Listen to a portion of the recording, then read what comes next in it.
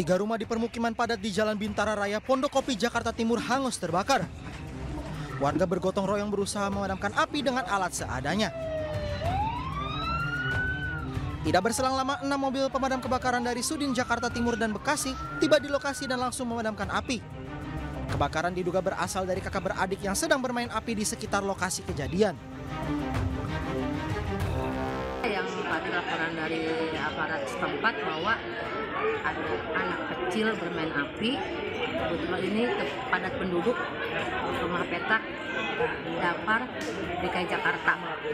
Alhamdulillah bisa terrealisasi, sedang dilakukan penindakan, tidak ada korban jiwa, hanya luka ringan.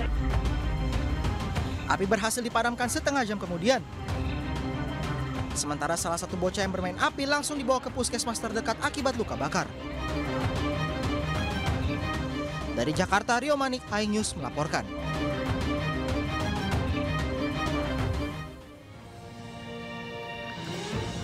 Selamat malam, apa kabar pemirsa? Kebakaran rumah di permukiman padat di Jakarta Timur menjadi pembuka jumpa kita di iNews Prime. Skala bentuk kekerasan terhadap perempuan, terutama kekerasan dalam rumah tangga, merupakan pelanggaran hak asasi manusia. Lagi dan lagi kasus kekerasan terhadap perempuan terjadi, dugaan terjadi di dalam kekerasan dalam rumah tangga yang melibatkan anggota DPR dari fraksi PKS.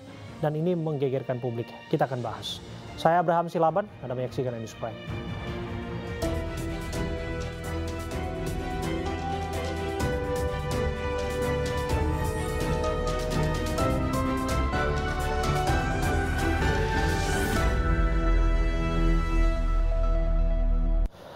Pemirsa, gara-gara sopir tidak mengetahui rute serta kondisi jalan, sebuah truk kontainer tersangkut di kolong perlintasan rel kereta api Gunung Antang, Jakarta Timur.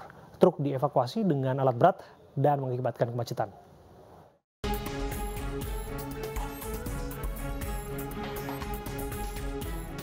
Inilah truk kontainer pengangkut karpet yang tersangkut di kolong perlintasan rel kereta api Gunung Antang, Jakarta Timur.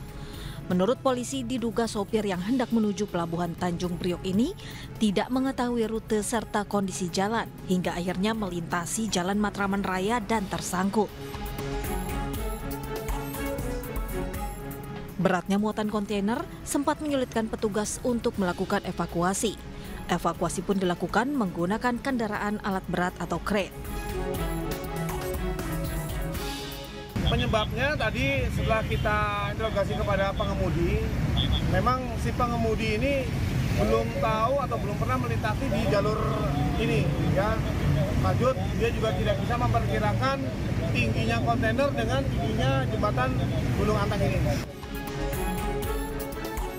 Akibat kejadian ini, arus lalu lintas di Jalan Matraman Raya menuju Kampung Melayu sempat macet. Dari Jakarta, Rio Manik, iNews melaporkan.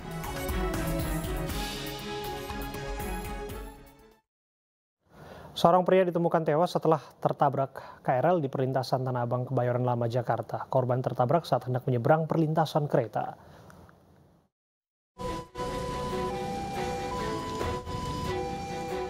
Sejumlah warga di Jalan Tentara Pelajar Kebayoran Lama, Jakarta berkerumun untuk melihat korban yang tertabrak KRL Selasa siang. Korban ditemukan meninggal dengan kondisi mengenaskan di perlintasan kereta Tanah Abang, Kebayoran Lama. Polisi menggelar olah tempat kejadian perkara.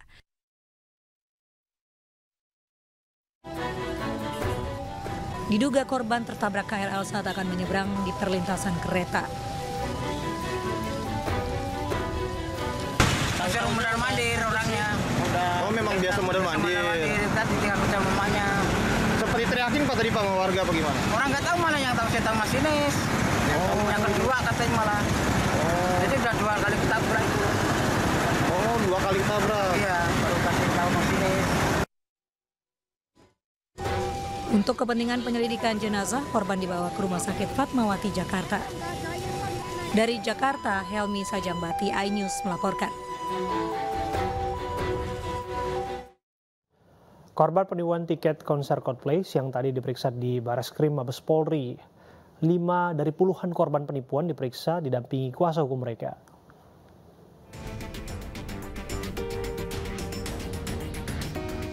Usai melakukan pelaporan terkait dugaan tindakan penipuan pada Jumat 19 Mei 2023, sejumlah korban penipuan pembelian tiket konser Coldplay menjalani BAP. Kedatangan 5 dari puluhan korban penipuan yang didampingi oleh kuasa hukum guna melengkapi proses berita acara perkara yang dilakukan oleh unit Cyber Bareskrim Mabes Polri. Akibat penipuan ini, kerugian yang dialami korban bervariasi, mulai dari 4 juta rupiah hingga puluhan juta rupiah. Saat ini jumlah korban telah bertambah menjadi 60 orang dari sebelumnya 14 orang dengan nilai kerugian 183 juta rupiah. Penipuan yang dialami para korban sebagian besar berasal dari sejumlah akun di media sosial seperti Instagram, Twitter, hingga Telegram. Hari ini kita diagendakan untuk berita acara pemeriksaan BAP terkait dengan laporan kita hari Jumat ya, yang mana terkait dengan dugaan tindak pidana penipuan yang melalui media elektronik yang dilakukan oleh seseorang atau badan hukum sehingga menimbulkan korban yang begitu masif di beberapa wilayah Indonesia. Untuk saat ini yang melakukan ataupun yang memberi advokasi kepada kami ada sekarang yang awalnya hanya 14 orang, kemudian bertambah menjadi 60 orang. Dengan nilai kerugian yang awalnya 32 juta, sekarang menjadi 183 juta rupiah. Sebelumnya di Treskrimsus Polda Metro Jaya menetapkan 2 orang yang merupakan pasangan suami istri sebagai tersangka dalam kasus penjualan tiket Coldplay palsu. 2 orang tersangka berinisial ABF dan W diamankan di kawasan Bantul, Yogyakarta. Dari Jakarta, Stephen Patina Maleman, iNews melaporkan. Video syur diduga mirip aktris Rebecca Klopper diadukan ke polisi. Video yang menghebohkan jagat media sosial diadukan akhirnya ke polisi oleh Asosiasi Lawyer Muslim Indonesia ke Bareskrim Polri. Namun karena masih berbentuk aduan, pelapor diminta untuk mengumpulkan bukti-bukti baru untuk memperkuat laporannya. Nama Rebecca Klopper menjadi perbincangan usai beredar video syur antara perempuan yang diduga sebagai Rebecca dengan seorang laki-laki. Alasan pelapor menganggap bahwa tindakan dugaan pornografi yang menyebarluaskan video dianggap menjadi tindak pidana yang tidak pantas untuk dipertontonkan kepada publik.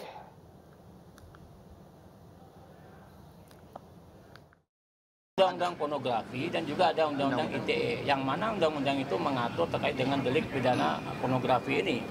Ada 2 objek hukum. Yang pertama adalah orang yang membuat video, barang tentu RK dan partnernya.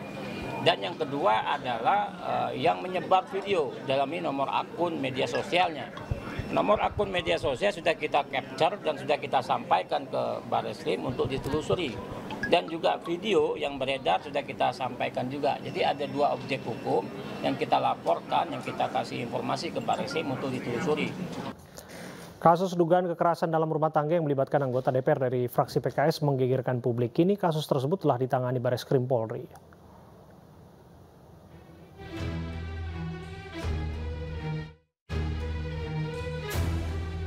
Kasus dugaan kekerasan dalam rumah tangga yang melibatkan anggota DPR menggegerkan publik.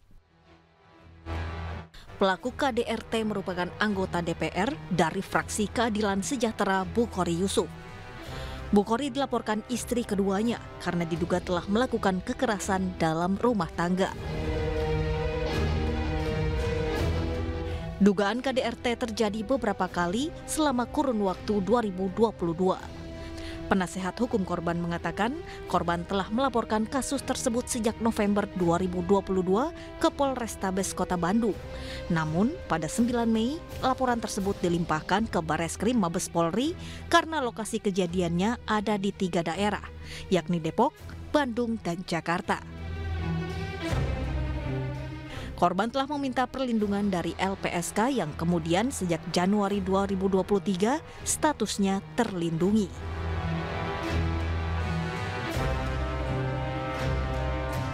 Sementara itu PKS sudah melakukan proses penyelidikan internal dan kadernya sudah menandatangani surat pengunduran diri sebagai anggota DPR RI.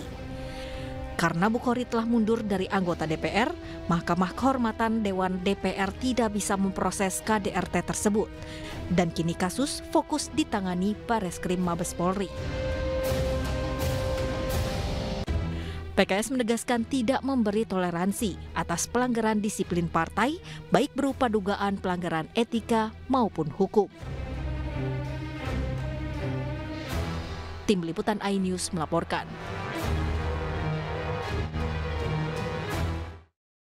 Viral di media sosial, seorang kepala desa di Jember jatuh dan pingsan saat menyanyi dengan biduanita. Naas, sang kepala desa meninggal dunia di rumah sakit akibat stroke.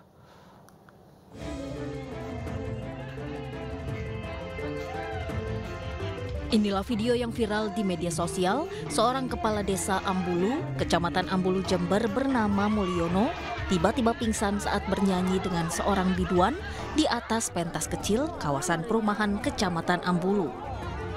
Sontak warga bergegas menggotong sang kades ke mobil untuk dibawa ke rumah sakit. Hanya beberapa saat setelah mendapat pertolongan medis, nyawa Mulyono tak tertolong. Diduga Mulyono menderita stroke. Ya mungkin itu takdir ya yang pertama. Yang kedua juga ya namanya orang meninggal tidak disangka-sangka. Tapi hal ini menjadi pelajaran bagi kita semua. Mungkin maksud dari seorang pejabat tersebut mencoba untuk menghibur warganya, tetapi kalau bisa ya jangan berulang-ulang. Akhirnya jenazah sang kades kemudian dibawa ke rumah duka di Kecamatan Ambulu, Jember untuk dimakamkan. Dari Jember, Bambang Sugiharto, iNews melaporkan.